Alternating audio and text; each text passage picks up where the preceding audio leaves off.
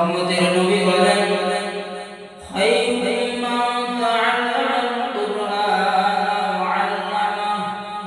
দুনিয়ার ভিতরে তারাই হলো দামি, তারাই হলো সর্বশ্রেষ্ঠ যারা নিজে কোরআন শিখে অন্যকে শেখায়। আমরা যেখানে পড়ছি এটাও হলো তালাবুল ইলমি ফারিদাতুন, অর্থাৎ এটাও হলো দিন শেখার একটা জায়গা।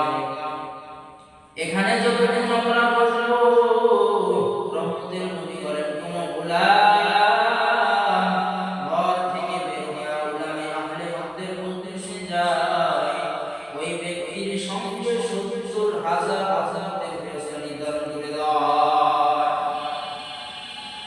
আতিনা ফি দারে দুনিয়া হাসানান আতিনা ফি দারে উবানা হাসান ইয়া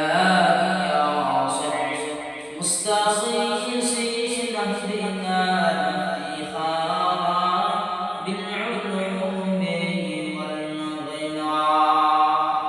এরকম একটা মধ্যে আরশে আজিমে বলেন সুবহানাহু ওয়া তাআলা, আরশে আজিমে বলেন আল্লাহ তাআলা ফেরেশতাদেরকে বলতেছেন, ও আমার ফেরেশতারা, এই মসজিদের হালাত কি? ফেরেশতারা বলে, আল্লাহ আপনাকে চায়, আপনার জাহান্নাম থেকে তারা মুক্তি চায়, তারা জান্নাত চায়। আল্লাহ কয়, তারা কি আমাকে দেখছে, আমার জান্নাত দেখছে, জাহান্নাম দেখছে?